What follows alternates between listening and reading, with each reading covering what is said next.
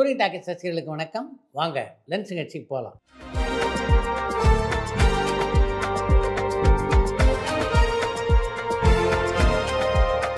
என்னம்மா முதல் கேள்வி? திகம்பர சாமியார் படத்துக்கு அப்புறம் எம்என் நம்பியார் சார் எந்த படத்துல ஹீரோவா நடிச்சாங்கன்னு சென்னையில இருந்து கௌஷிக் கேட்டிருக்காங்க.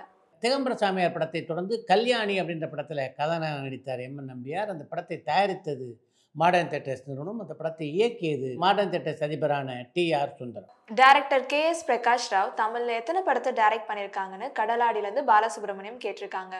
அண்ணி, பெற்ற தாய், மறுமலர்ச்சி, அவன் ஒரு சரித்திரம், கருடா சௌக்கியம் உட்பட பல படங்களை தமிழில் இயக்கியிருக்கிறார் கே.எஸ். பிரகாஷ் ராவ். தமிழ்ல முதலாக 100 படங்களை நிறைவு செய்த கதாநாயகன் யாருன்னு தோரணமலையிலிருந்து செண்பகராமன் கேட்டிருக்காங்க. தமிழில் 100 திரைப்படங்களை நிறைவு செய்த முதல் கதாநாயகன்னா அது நடிகர் திரு சிவாஜி கணேசன் தான். 1952ஆம் ஆண்டில் பராசக்தி என்ற திரைப்படத்தின் மூலம் தமிழ் சினிமாவிலே கதாநாயகனாக அறிமுகமான நடிகர் திரு சிவாஜி கணேசன் சரியாக 12 ஆண்டுகளில் 100 படங்களை நிறைவு செய்தார். அவருடைய 100வது படமாக ஏ.பி. நாகராஜனுடைய இயக்கத்திலே உருவான நவராத்திரி படம் அமைந்தது. ஒரு காலத்துல அஜித், விஜய், சூர்யா இவங்களை விட முன்னணி நடிகராக விக்ரம் இருந்தாரு. ஆனா இப்போ 2வது கட்ட நிலை நடிகராக கூட விக்ரம் இல்லையே, அவரோட வீழ்ச்சிக்கு என்ன காரணம்னு திருநெல்வேலியில இருந்து விக்னேஷ் கேட்டிருக்காங்க.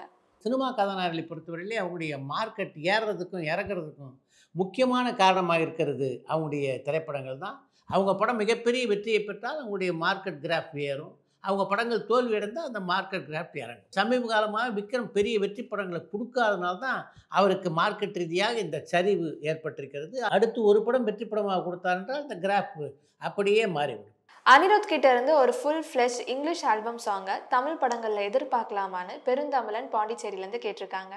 எதனால் தமிழ் படத்தில் இசையமைப்பாளர் அனிருத் கிட்ட இருந்து ஒரு முழுநீள ஆங்கில ஆல்பத்தை நீங்கள் எதிர்பார்க்குறீங்க அப்படின்னு தெரியல. சந்தானம் நடிப்புல அடுத்து என்னென்ன படங்கள் வெளியாக போகுதுன்னு பொள்ளாச்சியிலேருந்து விக்னேஸ்வரன் கேட்டிருக்காங்க. சந்தானம் அடுத்தபடியாக யாரோடு இணைந்து நடிக்க இருந்தார் அப்படின்றது உங்கள் எல்லாருக்கும் நல்லா தெரியும். சிம்புவோடு இணைந்து அவர் நடிக்க இருந்த படத்தினுடைய படப்பிடிப்பு இப்போ தொடங்கலை. அதுக்கான காரணமும் உங்களுக்கு நல்லா தெரியும். இப்போதைக்கு சந்தானம் எந்த படத்துடைய படப்பிடிப்பில் இல்லை. அவருடைய படம் முதல்ல தொடங்கப்படணும். அதுக்கு பின்னால் தானே அந்த படத்துடைய வெளியீட்டு தேதியை பற்றி நம்ம பேச முடியும். கேப்டன் விஜயகாந்த் சார் கிட்ட உங்களுக்கு பிடிச்ச விஷயம் எதுன்னு மும்பையிலேருந்து கார்த்திக் கேட்டிருக்காங்க. கேப்டன் விஜயகாந்த்கிட்ட எனக்கு பிடித்த விஷயங்கள் பல உண்டு. குறிப்பிட்டு சொல்லணும்னா அவருடைய நேர்மையை சொல்லணும். எல்லோருக்கும் உண்மையாக இருக்க வேண்டும் என்று நினைப்பார். அதே மாதிரி எல்லோரிடமும் அன்பு செலுத்தக்கூடியவராக இருந்தார் அவர். இன்னொரு பக்கம் பார்த்திங்கன்னா தயாரிப்பாளருக்கு தன்னால் எந்த நஷ்டமும் ஏற்படக்கூடாது அப்படின்றதுல மிகவும் கவனமாக இருந்த ஒரு நடிகர் அவர். கே.எஸ். ரவிக்குமார் சாரோட மீண்டும் இணைந்து ரஜினிகாந்த் சார் முத்து, படையப்பா மாதிரி படங்களை திருப்பி தருவாங்களா?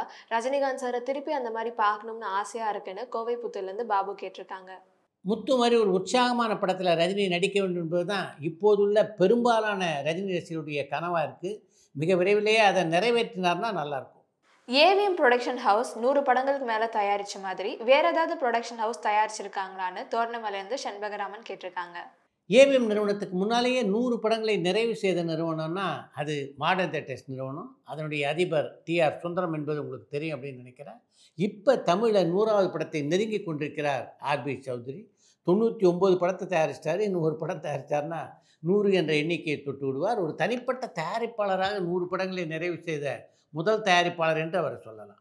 ஃப்ரீடம் படம் என்ன ஆச்சு, எப்போ அந்த படத்தை ரிலீஸ் பண்ண போகிறாங்கன்னு வெள்ளூர்லேருந்து மதன் கேட்டிருக்காங்க.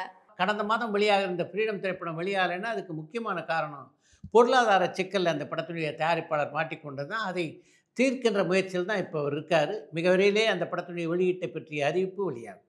கமல்ஹாசன் சார் நடித்த படங்களில் அவங்களுக்கு அதிகமாக ஜோடியாக நடித்தது ஸ்ரீதேவியா, ஸ்ரீபிரியாவான்னு கடலாடியிலேருந்து பாலசுப்ரமணியம் கேட்டிருக்காங்க.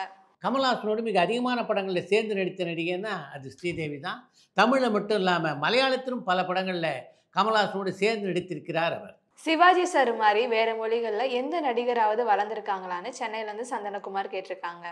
சிவாஜியை விட மிக வேகமாக வளர்ந்த ஒரு நட்சத்திரம்னா மலையாள பட நடிகரான பிரேம் நசீரை சொல்லலாம். 700க்கும் மேற்பட்ட திரைப்படங்களிலே அவர் கதாநாயகன் நடித்திருக்கிறார். அந்த சாதனை இருக்க அது இதுவரையிலே உலக அளவிலே யாரும் நிகழ்த்தாத ஒரு சாதனை, இனிமேலும் எவராலும் நிகழ்த்த முடியாத ஒரு சாதனையும் கூட. கதையில் இன்னும் டெப்த் இருந்திருக்கணும், ஸ்க்ரீன் பிளே இன்னும் ஷார்ப்பாக இருந்திருந்தா கூலி படம் நல்லா இருந்திருக்கும் தானேன்னு தோரணமலையிலேருந்து செண்பகராமன் கேட்டிருக்காங்க. உங்களுடைய கருத்தை நியாயமான கருத்தாக தான் நான் பார்க்குறேன். அந்த படத்தினுடைய திரைக்கதை மட்டும் சீராக அமைக்கப்பட்டிருந்தால், இந்த 1000 கோடி ரூபாய் கனவு இருக்குல்ல, அந்த கனவை அந்த படம் நிறைவேற்றி தந்திருக்கும் அப்படின்னு நினைக்கிறேன். கடைசியா எந்த வருஷத்துல கமல் சார் மற்றும் ரஜினி சாரோட படம் ஒண்ணா ரிலீஸ் ஆச்சு? அதுல எந்த படம் ஜெயிச்சதுன்னு திருநெல்வேலியில இருந்து விக்னேஷ் கேட்டிருக்காங்க. ரஜினி, கமல் ஆகிய இருவருடைய படங்களும் ஒரே நாளில் வெளியானது கடைசியாக நிகழ்ந்ததுன்னா அது 2005ஆம் ஆண்டில் தான்.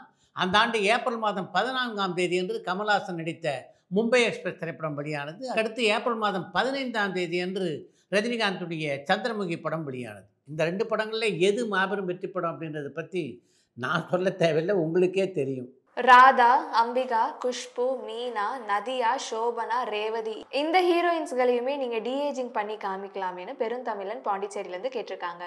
நீங்கள் குறிப்பிட்டிருக்கின்ற ராதா, அம்பிகா, மீனா, குஷ்பு இவங்கெல்லாம் இப்போ ஒரு படத்தில் நடித்து அந்த படத்தில் அவங்களுடைய டிஏஜிங் தேவைப்படுமானால் நிச்சயமாக அந்த படத்தினுடைய இயக்குநர்கள் அதை செய்வாங்க.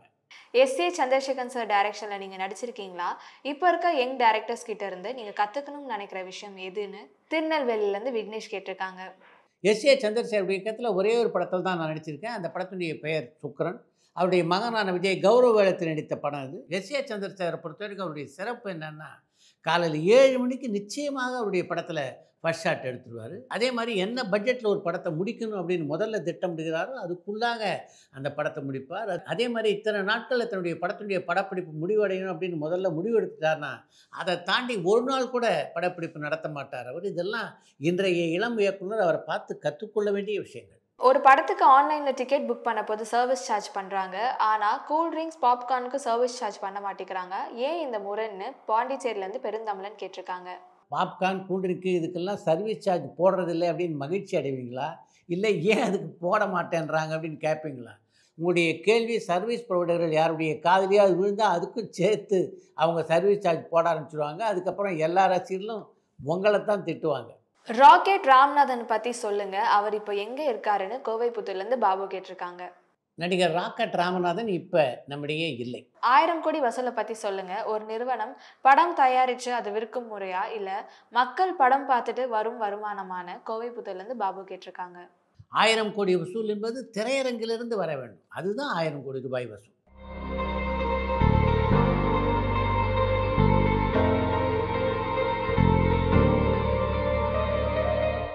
தமிழ் கலைஞர்கள்ல யார் யாரெல்லாம் தாதா சாஹிப் விருதை வாங்கியிருக்காங்கன்னு கோவைப்புத்தூர்லேருந்து பாபு கேட்டிருக்காங்க. 1996ஆம் ஆண்டில் தாதா சாஹேப் பால்கே விருது நடிகர் திலகம் சிவாஜிக்கு வழங்கப்பட்டது. அதைத் தொடர்ந்து 2010ஆம் ஆண்டில் அந்த விருதினை பெற்றவர் இயக்குனர் சிகரம் கே. பாலச்சந்தர். 2019ஆம் ஆண்டில் சூப்பர் ஸ்டார் ரஜினிகாந்துக்கு அந்த விருது வழங்கப்பட்டது. தமிழ்நாட்டை பொறுத்த வரைக்கும் இந்த மூவர் தான் இதுவரையிலே தாதா சாஹேப் பால்கே விருதினை பெற்றிருக்கிறார். அடுத்து இன்று ஒரு தகவல்.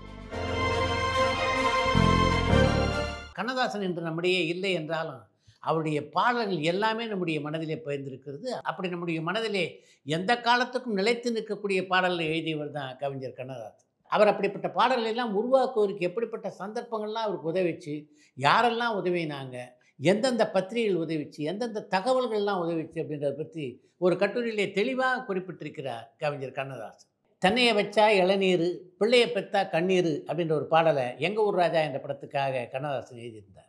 அந்த பாடல் எப்படி பிறந்தது அப்படின்றத பற்றி ஒரு கட்டுரையிலே குறிப்பிட்டிருக்கின்ற கவிஞர் கண்ணதாசன், கலைவாணர் என்.எஸ். கிருஷ்ணன் ஒரு கதைக்கு திரைக்கதை எழுத வேண்டும் என்று ஒரு கதையை என்கிட்ட சொன்னார். அந்த கதையிலிருந்து பிறந்தது தான் அந்த பாடல். அந்த கதை என்னன்னு உங்களுக்கு நான் சொல்கிறேன். ஒரு தோட்டக்காரனுடைய மகன் சென்னையில் படிக்கிறான். கூட படிக்கின்ற பணக்கார பெண்ணை அவன் காதலிக்கிறான். அவன் பணக்கார பெண் அப்படின்றதுனால தானும் ஒரு பணக்காரன் என்று அந்த பெண்ணும் சொல்கிறான்.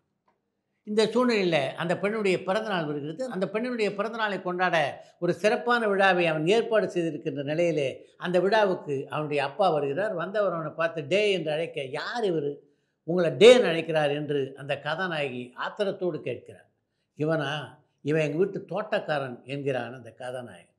அவன் சொன்ன அந்த பதிலை கேட்டு நிலை குறைந்து போகிறார் அந்த தந்தை. இந்த சம்பவம் நடந்த சில மாதங்களுக்கு பின்னாலே தன்னுடைய காதலியால் வஞ்சிக்கப்படுகின்ற அவன் தன்னுடைய பிறந்த ஊருக்கே வருகிறான். தன்னுடைய தந்தையினுடைய தோட்டத்துக்கு வரும்போது தாகம் அவனை வாட்டுகிறது. தண்ணீர் தண்ணீர் என்று அவன் கதறுகிறான். ஆனால் அவனுடைய அப்பா அவன் சொன்னதை காதிலேயே போட்டுக்காம பக்கத்தில் இருக்கின்ற தென்னை மரத்துக்கு தண்ணீர் ஊற்றுகிறான். கலைவாணர் என்.எஸ். கிருஷ்ணன் சொன்ன கதையில் இந்த சம்பவம் ஒரு காட்சியாக அமைந்திருந்தது. இந்த காட்சியிலிருந்து பிறந்த பாடல் தான் அந்த எங்கள் ஊர் ராஜா பட பாடல் என்று ஒரு கட்டுரையிலே பதிவு செய்திருக்கிறார் கவிஞர். ஃபர்ஸ்ட் டைம் ஆண்ட்ரியாவோட அந்த படம் பண்ணும்போது ஆண்ட்ரியாவுக்கு வந்து ஓகே தாட் ப்ராசஸில் புது ஹீரோ வேற ஹீரோ போட்டிருக்கலாம். படம் முடிஞ்சு ஆன் ஸ்க்ரீன் உங்களை பார்த்தபோது எப்படி இருந்தது? ரொம்ப எமோஷனலாக இருந்தது சார். ஆக்சுவலி இன்ஃபேக்ட் அந்த நைட் ஃபுல்லாக எனக்கு தூக்கம் வரல ரிலீஸ் அன்னைக்கு. ஒரு பக்கம் ஃபிலிம் ஃபேர், இன்னொரு பக்கம் ஆனந்தவுடன், இன்னொரு பக்கம் விஜய் டிவி, எல்லா விருதுகளையும் இந்த படம் வாங்கிட்டு வந்தது. நான் எதிர்பார்க்கல. என்னோட ஃபர்ஸ்ட் படம் என்னோட டெபியூ ஃபிலிம்லேயே இட் வில் ஹேப்பன். எங்கள் அப்பா அவ்வளோ சந்தோஷப்பட்டாரு. ஆக்சுவலாக நான் வந்து எம்பிபிஎஸ் முடிச்சதோட பரபரப்பான சினிமா செய்திகள், நட்சத்திரங்களின் பேட்டிகள், சினிமா வரலாறு ஆகியவற்றை பார்க்கவும் படிக்கவும் உங்களுக்கான இணையதளம் touringtalkies.co.